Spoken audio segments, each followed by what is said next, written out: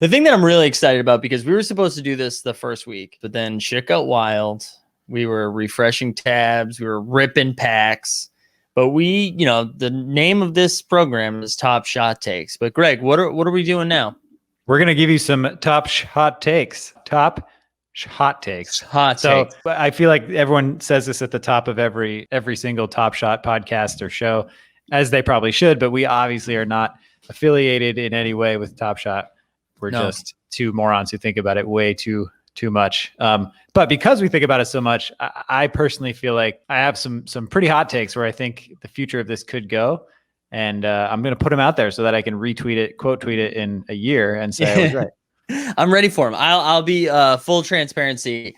I don't have a ton of specific hot takes. I feel like your hot takes are going to be about the platform itself. I think mine will end up being more about basketball. But to allow me to brainstorm a little bit, why don't you kick us off with your first hot take? No problem.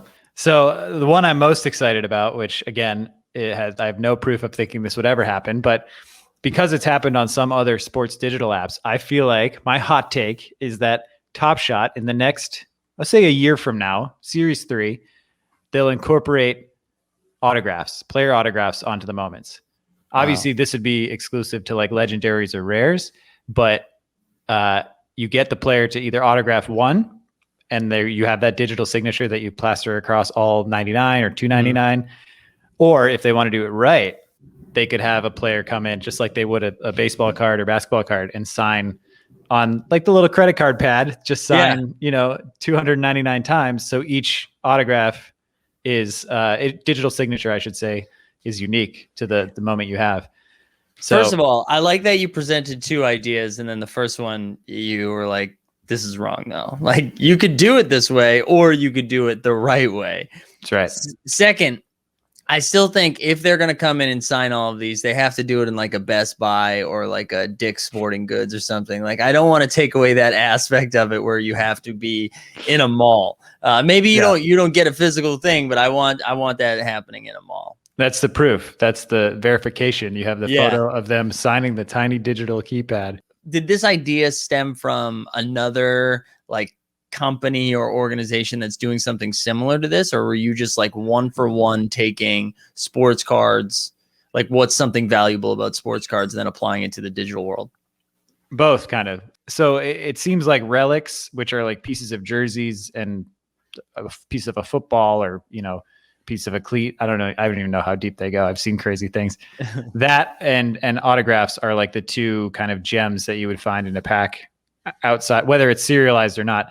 And the digital card space, there are a ton of like Topps digital apps. I'm sure other companies do it too, but they have anything from there's an MLB app, NHL. There used to be NFL. I think they got the license revoked last year. Cool. Star Wars, Marvel, like they have a ton. But they bring both into the digital space, which is a little ridiculous because like it's not an actual piece of the jersey, right? But they have the image of it.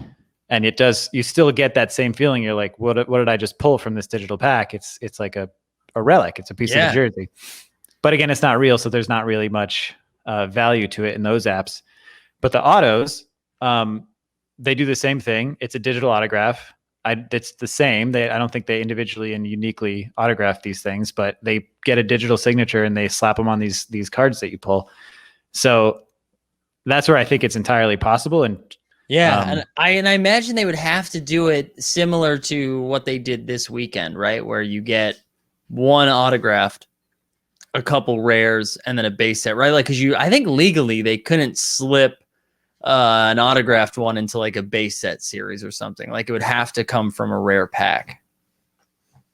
I don't know, because that becomes a little bit more like gambling. Yeah, I don't understand what the legality thing is, but I got this from the First Men podcast where they said they'll never put like a rare in a base set series. So I would imagine if they would do something like that, like an autographed version of it, it would have to be done similar. Like instead of getting a holo, you're getting like a rare autographed or whatever. Or I'm sure the holos then become autographed, right? That's probably the way to do it. Make the cosmic, anything that's legendary turns into a potentially autographed one. That's a pretty cool idea. I like that.